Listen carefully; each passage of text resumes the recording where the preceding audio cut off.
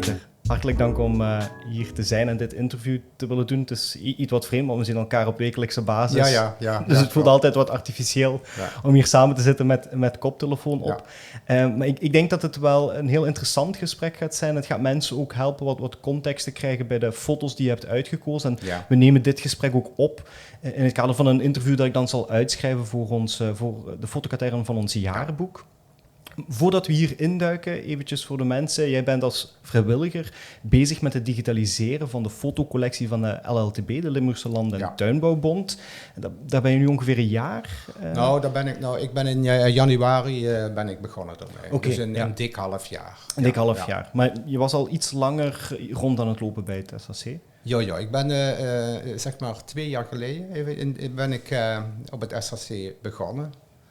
Eerst heb ik een project gedaan met collega Andrea Peters. Dat was toevallig ook een project voor de Limburgse Land- en Tuinbouwbond. Die vierde toen een 110-jarig bestaan. En die hadden het SACL gevraagd: kunnen jullie een serie foto's samenstellen die een beetje de historie laat zien?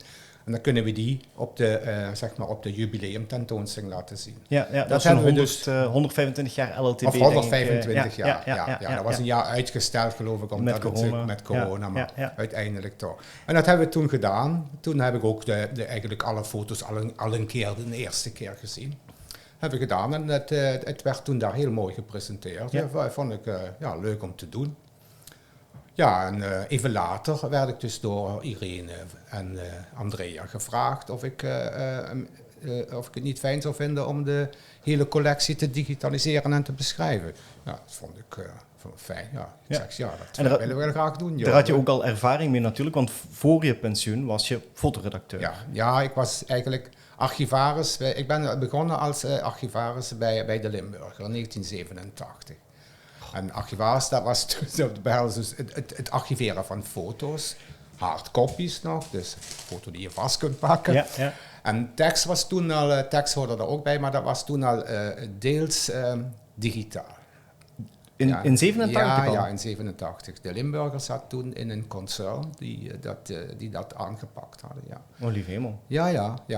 Dus ook al ingescande foto's? Nee, foto's niet. Tekst. Foto's waren nog gewoon hardcopy foto's. Dus de fotograaf krijgt een opdracht, die maakt de foto en ontwikkelt de film en drukt de foto af en komt daarmee naar de krant en laat zien wat hij gemaakt heeft. En die foto's die komen dan uiteindelijk in het archief terecht en moeten daar op onderwerp gearchiveerd worden. Wat was er eigenlijk het idee achter het archiveren van die foto's? Want als ik denk aan een nieuwsblad, aan een krant, dan dat is heel jachtig en vluchtig en ze maken wel nieuwe foto's. Op een gegeven moment, kijk, als er een actuele gebeurtenis is, heb je heel vaak, als een zaak langer speelt, heb je follow-ups. Dus dan kom je terug op de zaak, kom je nog eens terug op de zaak en dan wil je niet altijd dezelfde foto plaatsen.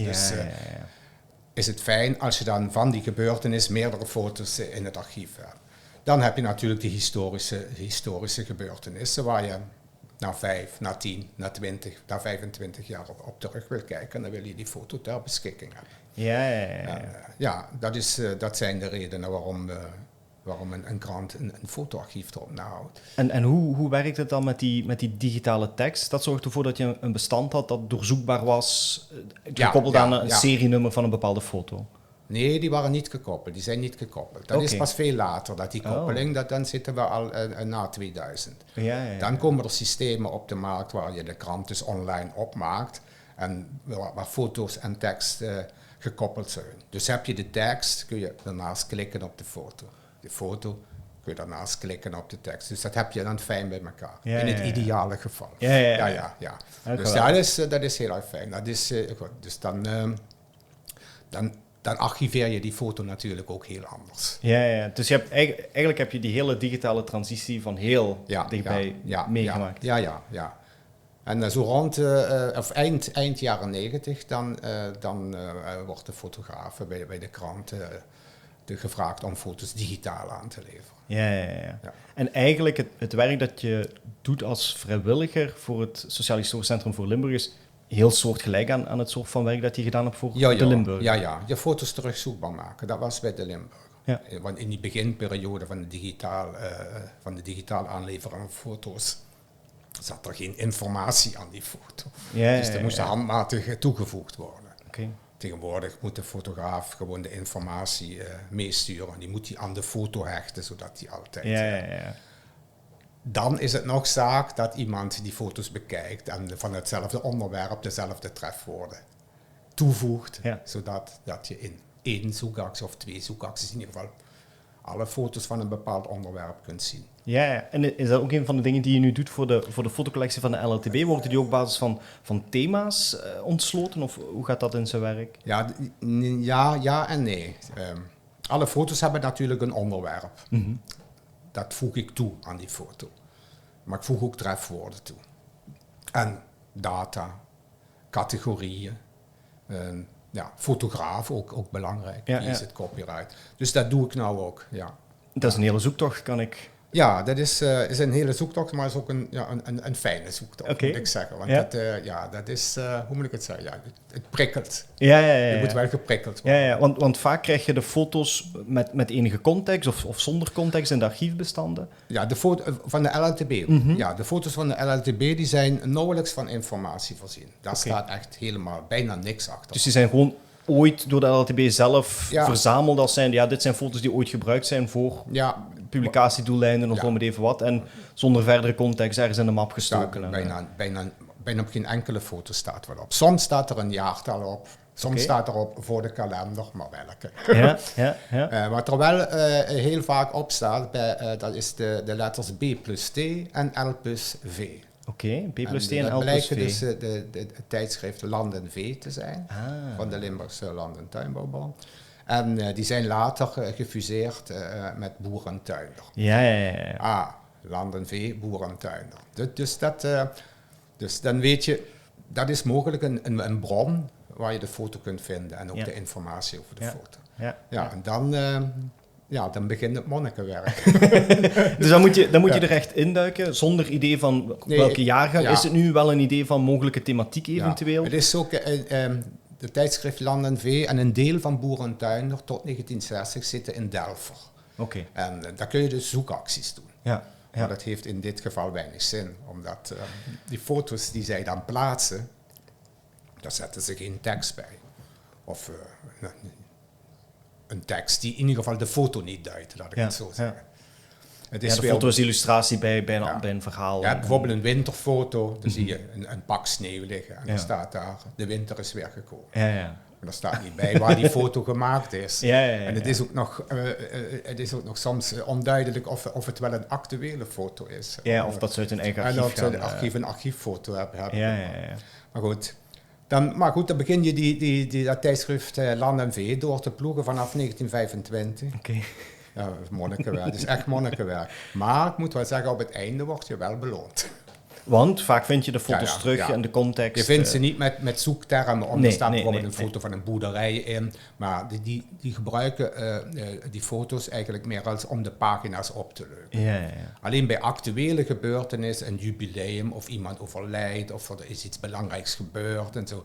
Dan staat er een verhaal bij die foto en dan kun je de foto eigenlijk meteen ook al duiden. En dan kun je er ook een goede datum bij zetten. Oké. Dus dat doe je dan in Delft tot 1960 en daarna moet je in het depot de leggers van Boer en Tuinder opvragen en bladeren. En dan als je dan een match hebt, inmiddels heb je de foto's natuurlijk al diverse keren gezien en zitten ze een beetje in je hoofd. Ja, maar het blijft een soort van memory spel eigenlijk. Want je moet in je hoofd rekening houden met welke foto's heb ik ongeveer gezien. Als ze dan terugkomen in dat tijdschrift, er is niet echt een systematische manier om het te kunnen doen. Nee, in dat tijdschrift niet. Nee. Dat kan niet. Maar goed, dat is... Het project begint eigenlijk met het inscannen van de foto's. Dat is ook een hele klus, maar op een gegeven moment heb je die gedaan.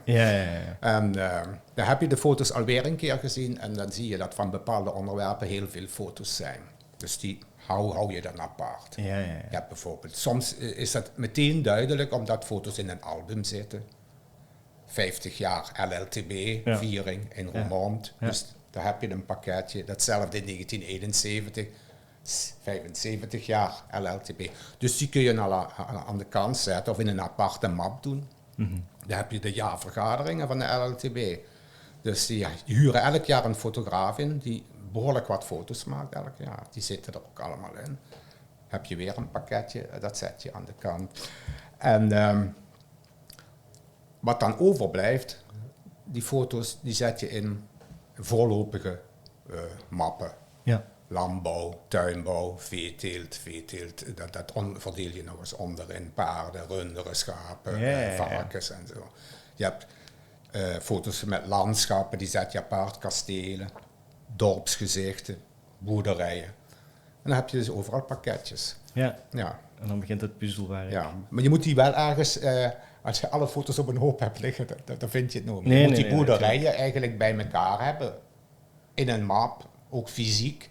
Als je een boerderij tegenkomt in Boerentuin, dat je toch vrij snel gezien hebt of die boerderij erbij zit. Ja. En dus de LLTB huurde de diensten in van fotografen, zeker voor een jubileum, maar misschien ook voor gelegenheidsfotoshoots. Ja. Met al de jaren die je als ervaring hebt, herken je soms de hand van de kunstenaar in wie dat een bepaalde foto genomen heeft in een bepaalde periode? Soms, ja. Dus je hebt een paar topfotografen. Ik heb het idee dat de LLTB, zeker na de oorlog, dat die een fotograaf in vaste dienst hadden. Of een vaste fotograaf. Ja. Alleen weet ik niet wie dat is. Die heeft waarschijnlijk zijn naam of zijn stempel niet achterop gezet. Omdat hij waarschijnlijk ook het copyright heeft overgedaan aan de LLTB. Ja. Dus ik weet niet wie dat is. En daarnaast huren ze soms topfotografen in of bestellen foto's bij topfotografen. Ja. En dat zie je wel het verschil, moet ik zeggen. Ja. En wat zijn zo'n aantal van die topnamen die je hebt in Roermond heb je in de jaren 40, 50 en 60 heb je Mathieu Koch. Dat is een topfotograaf. En dan heb je ook weer in Roermond Koen Leenaars. Ook prachtige, mooie foto's. Die vallen echt op. Goede vlakverdeling, mooie scherpte en het onderwerp goed weergegeven. En dan heb je nog Huub Leufkens. Huub Leufkens, die al in de jaren 20 aan het fotograferen was. Tot in de jaren 60. 1962 is hij overleden. Ja. En die valt vooral op door de romantische sfeer die hij oproept met zijn foto's. Heel erg mooi. Ja. Dus een fotograaf die in begin jaren 20 al bezig is, betekent dat de fotocollectie van de LLTB ook zo ver terugloopt? Nee, de fotocollectie loopt terug. Ik zeg maar eens even. We hebben een paar foto's uit de jaren 20, laat ik het zo zeggen. Kun je op één hand aftellen. Ja. Uit de jaren 30 hebben we misschien een 150 foto's. Vermoed ik. Vermoedelijk. En de rest is van na de oorlog. Mm-hmm. Ja, het is fascinerend hoe dat die puzzel wordt samengelegd, hoe dat ze bepaalde fotografen er gaan uitfilteren. Het is natuurlijk altijd zoeken, zeker als de informatie er niet bij staat. Een van de dingen die ik weet dat jij met het project gedaan hebt, is ook af en toe via sociale media de vraag lanceren van, komt dit bekend voor? Ja, dat ook. En soms met succes ook. Ja. Mm-hmm. Je hebt bijvoorbeeld een mooie foto van een boerderij. Je komt hem tegen in Boerentuin. Dan kun je hem al enigszins dateren. Het is in ieder geval niet jonger dan dat jaar. Maar dan wil je toch weten welke boerderij dat is. Je kunt hem er ook wel eens in de Google Lens gooien. Heb je wel eens succes? Maar, ja, toch? Ja, een paar keer succes gehad. Maar, omdat de gebouwen architecturaal nog hetzelfde... Als het gebouw nog hetzelfde is. Dus dat komt voor. Maar als je dan helemaal niet uitkomt, dan heb ik met de LLTB afgesproken, laten we elke maand of 2 keer per maand, laten we een 3-tal foto's meegaan met de nieuwsbrief van de LLTB. Ja. En daar komt reactie op. Ja, heel fijn. En de LLTB plaatst die 3 foto's dan ook op Facebook van de LLTB. En hier, Facebook van het SACL, worden die ook geplaatst. Ja, het is heel mooi om te zien hoe dat zo'n organisatie nog actief aan de slag gaat met zijn eigen erfgoed voor een stuk, met die eigen archieven. Niet iedere organisatie doet dat. De LLTB lijkt dat echt wel in stand te willen houden. Die blik naar het verleden om daarmee naar de toekomst te stappen. Dus dat is wel heel bemoedigend om te zien. Omdat je die grote groep mensen wel nodig hebt om dit soort van digitaliseringsprojecten mogelijk te maken natuurlijk. Ja, het is ook nodig om dat nou te doen. Wat je merkt is als je nou een foto plaatst van een gebouw of van een kerk, dan weten de mensen vrij snel waar dat is. Dan krijg je, maar als je een foto uit de jaren 40 waar mensen op staan, ik heb van die foto's van groepen mensen, daar kan ik echt niks van maken. Ik weet niet wie dat is, herken geen enkel persoon. Die laat ik dan ook meegaan. Maar zie je dat daar weinig reactie op komt. Toch, die kennis verloren gaat. En, dat ze niet in slagen om familieleden die dan... Ja, je denkt aan iemand ziet zijn grootvader of grootmoeder en reageert daarop en weet wellicht bij welke gelegenheid die foto genomen is. Dus dat is een beetje moeilijk, ja. Okay. Maar het werkt wel fijn. Ja, kan het geloven. Ja, het is ook mooi dat het mogelijk is. Ja. Want ik vind het fijnste om ook een foto te duiden, als ik het zo kan zeggen. Je kunt een foto beschrijven, dus gewoon zeg, je pakt een foto, kijkt wat erop staat en beschrijft dat. Maar dat is niet bevredigend voor degene die het moet doen. Nee, en zeker mensen met historische interesse willen toch net iets meer dan alleen... Precies, En ook voor degene die dan uiteindelijk die foto tegenkomt online. Ja. Die denkt, wat moet ik dan mee? Dus fijne is dat je een onderwerp erbij kunt zetten en ook een tijdsaanduiding kunt geven. En als er mensen op staan, dan... Iets van identificatie. In ieder geval de mensen die je herkent, om die te benoemen. En ook nog een plaats, waar is die foto gemaakt? Dat zou natuurlijk... Dat is het ideale geval.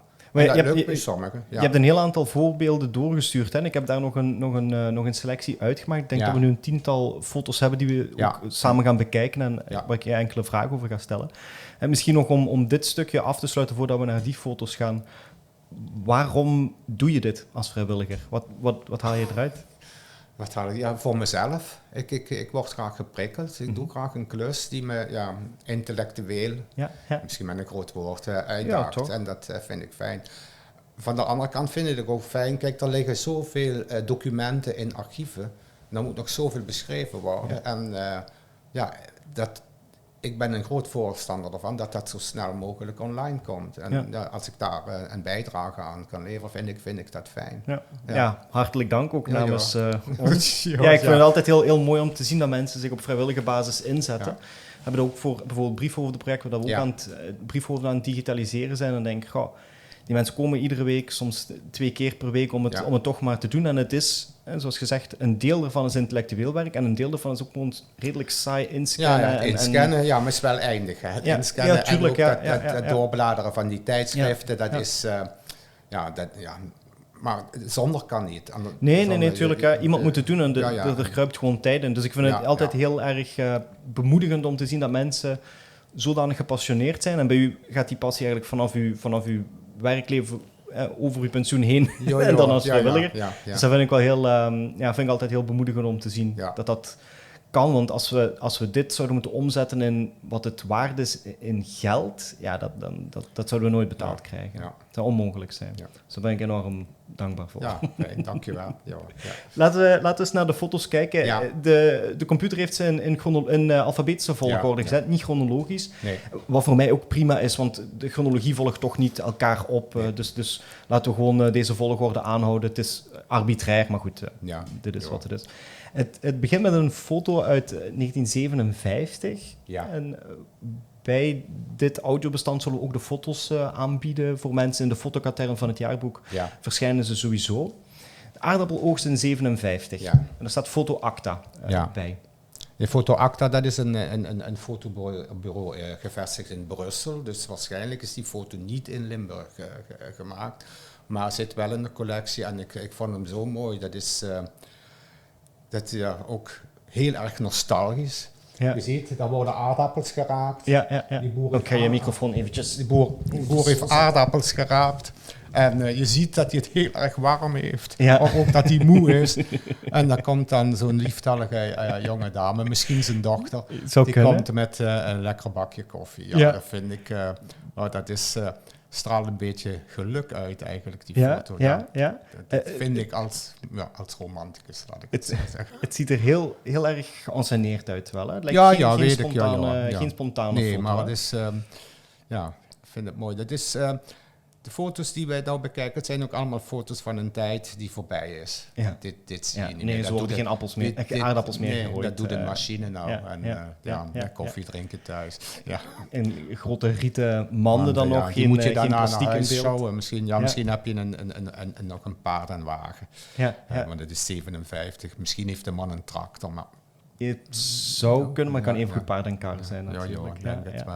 Heel mooi om te zien, maar mogelijk niet uit Limburg, deze foto. Ik denk het niet, omdat er Foto Acta Brussel op staat. Ik denk sterk dat de LLTB of Boer aan Tuin... Iemand laat overvliegen uit Brussel. Dat hoeft niet. Ja. Dit kun je ook in Limburg fotograferen. Maar dit kan overal geweest zijn. Ja, ik weet niet hoe ze aan die foto komen. Hij is toen geplaatst in Boer aan Tuinder en ik vond hem... Kun je herinneren bij welk artikel of waar het artikel over ging? Die foto's worden meestal geplaatst om de pagina op te leuken. Oké. Ja, dus zelfs zonder context binnen een artikel? Ja, heel vaak. Alleen als het een actuele gebeurtenis is, dan is er een artikel bij. Ja. Maar zo'n foto of een foto van een boerderij, een kerk, een bloeiende boom. Ja. Dus die worden geplaatst om de pagina op te leuken. Dat je niet één brei tekst hebt. Oké. Dan gaan we door naar de volgende. We zitten alfabetisch. De bijteelt dat is, in ambi. Ja. Dus imkers. Hè? Ja, dat is eigenlijk een inmiddels bekende foto, omdat het ook de startfoto is van de Facebookpagina van het SS. Dit is 1937. Verschenen in het zuiden. In ambi is het, Maastricht. Ja, maar het zuiden dat erbij staat is dan... het zuiden, dat is het fotopersbureau het zuiden. Oké, ja. Die hebben gefotografeerd van begin jaren 30 tot in de jaren 60. Ja. En daar komt die foto vandaan. Ja, ik vind het heel erg mooi. Ook weer een nostalgisch romantische foto. We zien nog net een man aan de linkerkant. Hier. Ik dacht heel even dat het de voorkant van een auto was, maar dat is niet zo. Nee, dat is niet, Dat leek vanuit mijn perspectief zo. Ja, het spatbord, En dan zien we... de bijenkorven hier. De bijenkorven, dat zijn nog echt, wat je echt inbeeldt als middeleeuwse bijenkorven bijna. Echt gewoven korven. Ze hebben ook een soort van draagtoestel om die korven te verplaatsen. Ja, lijkt me zwaar, maar ik weet niet hoe zwaar de korven zijn. Maar ik heb geen flauw idee. Het is wel, Ik heb geen flauw idee. En dan zien we een man rechts aan de voorkant, die heeft... wat lijkt op een soort van rookapparaat in zijn mond. Mogelijk zonder bijen wat rustig te houden. Een pijp in zijn mond, volgens mij. Zou het gewoon een pijp zijn? Want het ziet er iets groter uit dan dat je zou verwachten voor een pijp. Ja. Maar hij is alleszins honingraten ergens uit aan het halen of ergens in aan het steken. Best wel een dynamische foto. Hè? En dan die bloesem die er helemaal overheen ligt. Dat maakt het een hele prachtige, mooie foto. Ja. Nee, dat is waar. Het is een heel... romantisch landschap ook, dat je zo ziet met de heg, fijn afgeschoren dan de bloesems en ook wel een zekere dynamiek, hè, van die twee mensen die naar voren toe uit het beeld lijken te stappen. Dat gebeurt iets. Ja, dat is actie in. Ja, dat is een mooie, gebalanceerde foto. Ja, heel mooi. Ja, bijteelt, hè, dat is natuurlijk ook de imkers. Imkerbonden is ook een van de archieven die we via de LLTB natuurlijk hebben. Ja. Die mogelijk ook beschikken over een eigen fotocollectie, daar heb ik geen idee van. Ja, dat zou best kunnen, want ik weet niet precies hoe het in elkaar zit, maar volgens mij bepaalde afdelingen van de LLTB die hadden hun eigen fotocollectie of hebben later foto's uit de collectie gehaald en in hun eigen collectie geïntegreerd. Want er zitten ook heel weinig foto's bijvoorbeeld van de Boerinnenbond in, terwijl die er wel zijn. Die zitten in een ander archief. En van de bijen. Ik denk, maar dat is een vermoeden, dat die ooit uit elkaar zijn gehaald. Maar die zit er dan nog in. Ja. Zo, kijken naar de volgende, dit is heel interessant. Ja, dat is... De titel is Boerin in Keuken, ja, de Boerin, 1951. Ja, 1951, ja. Dat kun je zien. Hier hangt de kalender van de LLTB op. Dat is de kalender die in 1951 is uitgegeven bij de jubileumeditie van 50 jaar LLTB. Dus kun je de foto aan dateren. Ja, dan zie je dus een boerin in haar domein. Als ik dat zo mag zeggen. Toen was dat haar domein. Met die prachtige oude keuken. Ja, geweldig. En met een soort schort aan. En hier zie je een fluitketel staat op het fornuis. Ja, een prachtig fornuis, ook heel mooi verlucht met die illustratie erop. Ja. En hier weten we ook wie het is. Nee, weten we niet. Oké, dus die Nelly is fotograaf? Nee, Nelly de Turk, die heeft hieronder, hier linksonder heeft de fotograaf haar naam, daar staat en de Turk. Ja. En de Turk Weert. En de Turk, dat was een fotograaf in Weert, Nelly de Turk. Oké, ja. Ik dacht ook eerst dat het... Dit is de naam van de fotograaf. Je ziet dat fotografen, dat deed die Mathieu Koch ook. Die schreef voor op de foto, als hij een portret maakte, voor op de foto schreef hij M. Koch Roermond. Dat doet zij ook, ja. En is het aannemelijk dat dit dan iemand uit de buurt van Weert is? Of dat is denk ik wel, ja. Zou goed kunnen. Ja. Ja, is misschien nog iets voor de heemkunde om te ontcijferen wie dat hier net op staat. Ja. Want, met het interieur moet toch eigenlijk nog zijn dat iemand zich dit nog herinnert, hè, van de wat oudere generatie. Ik denk dat die foto ook uit 1951 is. Ja, als je kijkt naar de kalender. Ik weet helemaal zeker, maar de kalender hangt daarop. Die kun je ook al in december kopen, maar goed.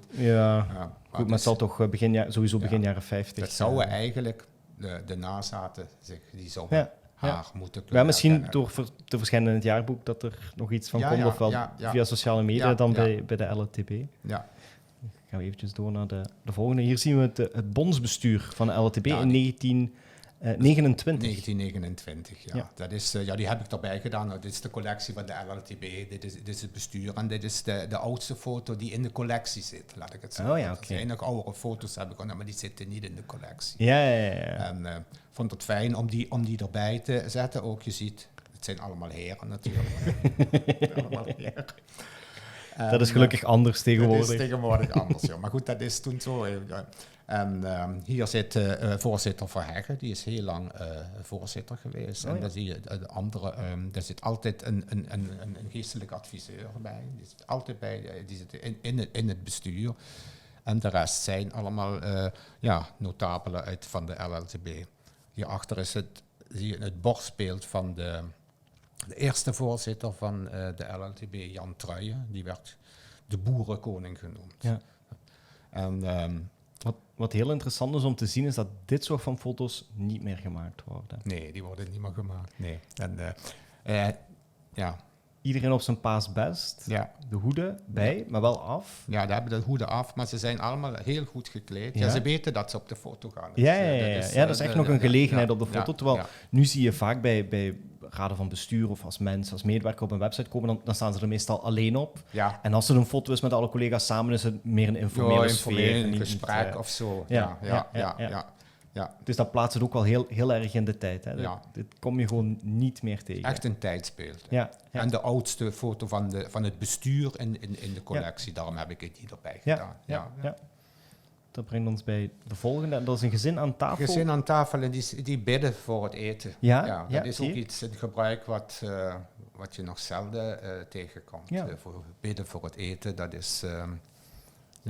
dat is niet meer. Hè. Circa 1960, dus hier is het niet heel zeker... Nee, dat is een foto, die moet ik dan dateren aan de hand van de fotograaf die de foto gemaakt heeft. Die is van Koen Leenaerts. En de fotograaf Koen Leenaerts heeft voor de LLTB gefotografeerd vanaf 1958 tot ongeveer 1963. Tenminste, de andere foto's van hem die in de collectie zitten, zitten in die periode. Dus heb ik die ook in die periode, ook dezelfde stempel achterop van de fotograaf, heb ik die op Nochtans, als je die jonge knapen ziet zitten en dan ook vermoedelijk de dochter, die zouden aannemelijk nog in leven moeten zijn.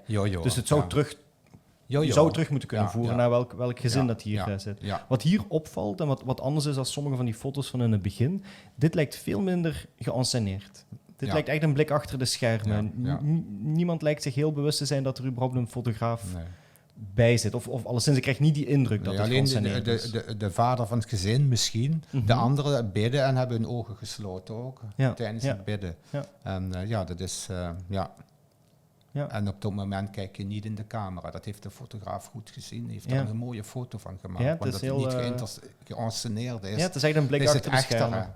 Zo van bijna een beeld uit een documentaire. Zo voelt het wat aan. Ze zijn soep aan het eten. Ja, ik neem aan dat dit de soep is, want we hebben diepe borden hier staan. Dus ik ga ervan uit dat ze... Maar wat zit er dan in dat andere bord? Dat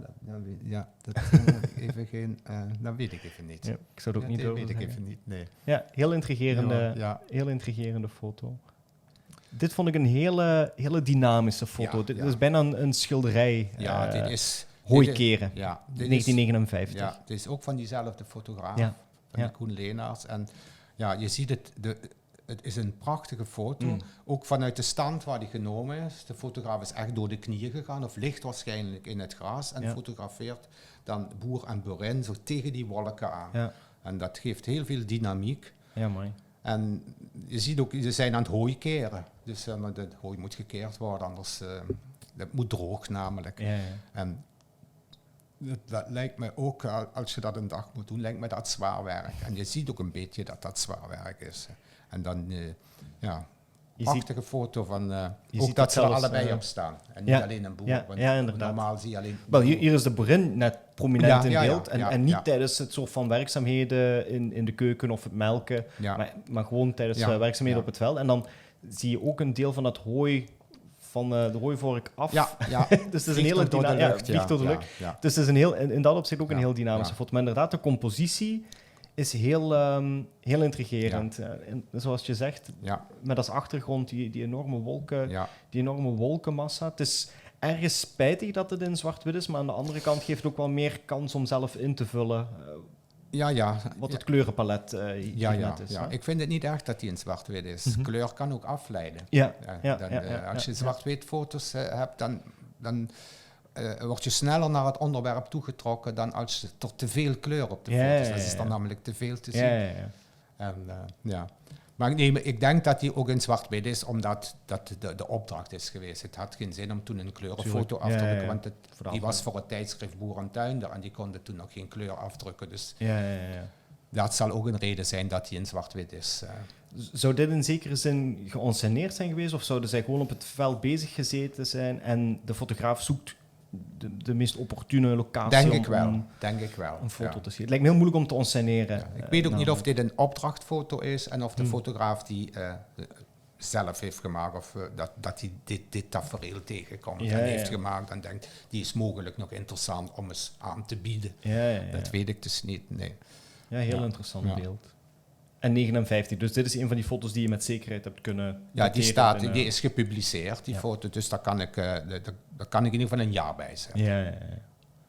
Dit is ook een hele leuke. Ja, dit is gewoon zo'n romantische foto van Huub Leufkens. Huub Leufkens staat ook in zijn necrologie, als hij overleden is, staat in het Limburgs Dagblad, Huub Leufkens, de laatste der romantici. Oh ja, oké. Ja, daar heeft het veel van weg, hè? Meisje bij boerderij. Ja, dit is ook geënsceneerd, maar dit is zo mooi. En dat is typisch zo'n Huub Leufkens foto. Veel werken met schaduw en licht. Maar geen idee van het exacte jaartal?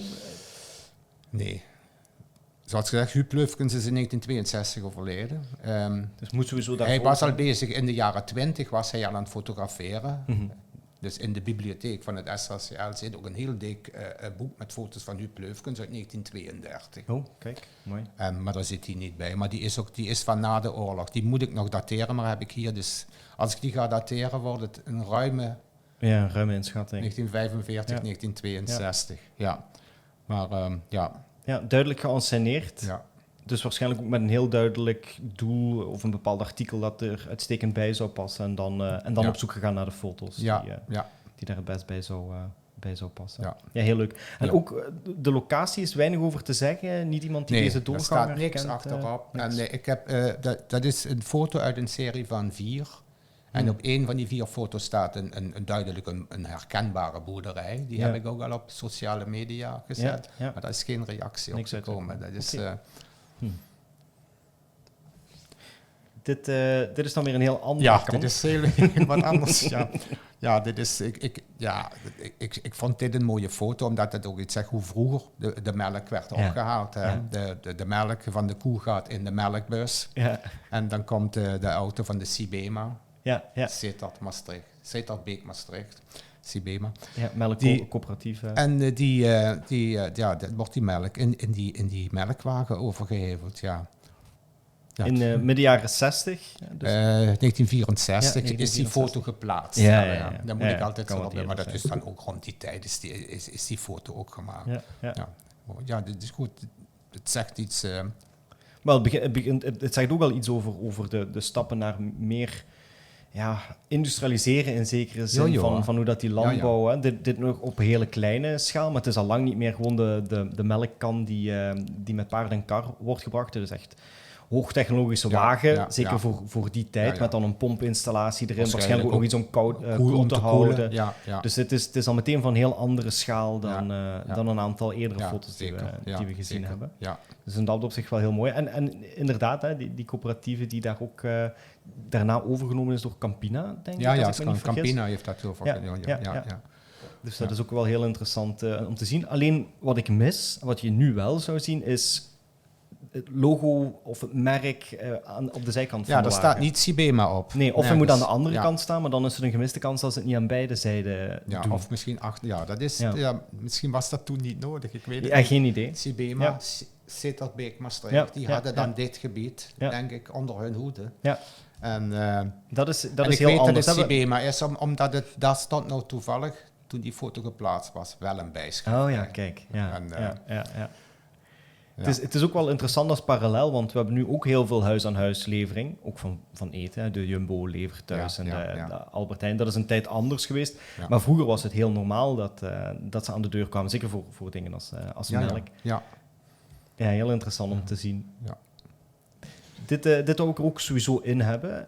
Onderwijs op de landbouwschool. Ja, dat vond ik een mooie illustratie. Dit is waarschijnlijk een schaap. Of een foto, een geraamte van een schaap of van een geit.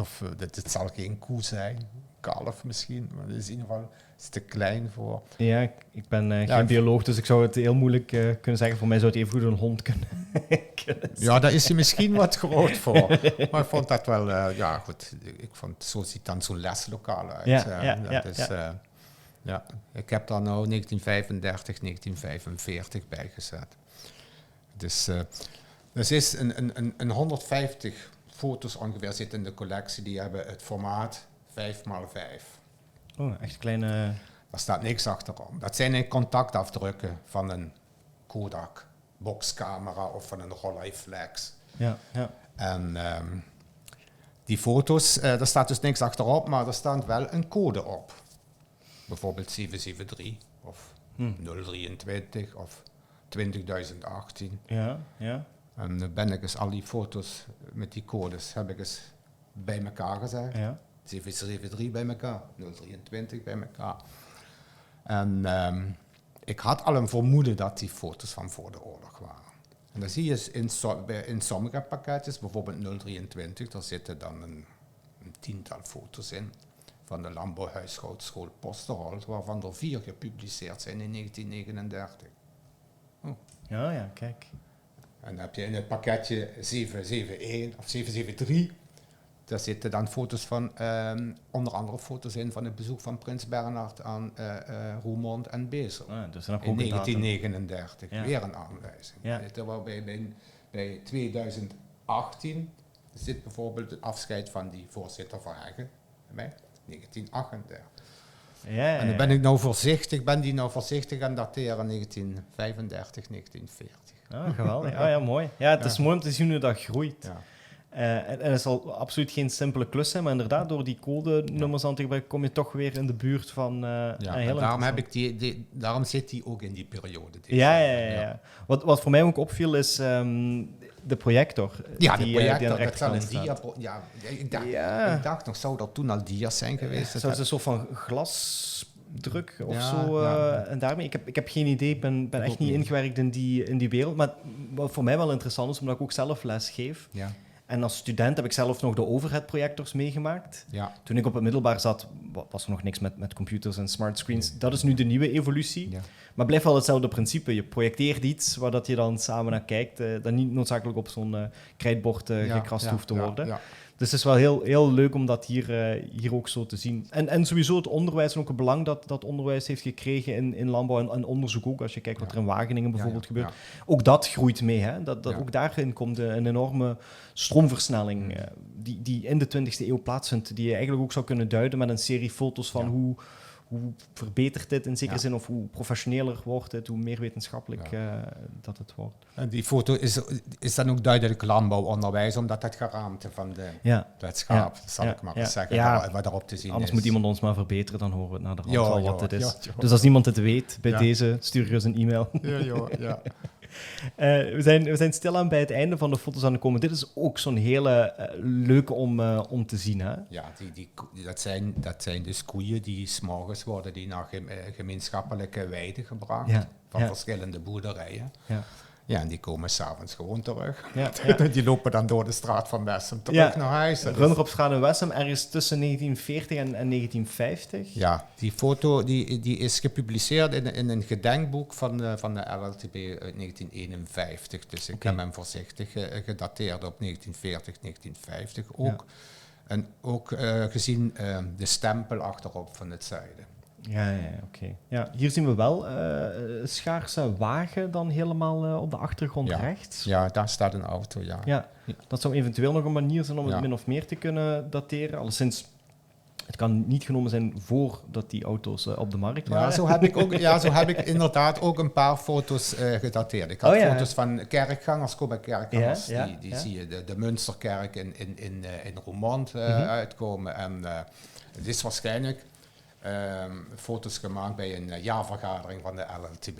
Dan ging men eerst naar de kerk en daarna werd vergaderd. En die kon ik eerst niet dateren. Maar er staat op de achtergrond staat een Opel Kapitein. Er staat iemand een Opel Kapitein te poetsen. Met een Nederlands nummerbord. Daar ben ik dus wel gaan opzoeken. Die Opel Kapitein is pas in 1958 ingevoerd in Nederland.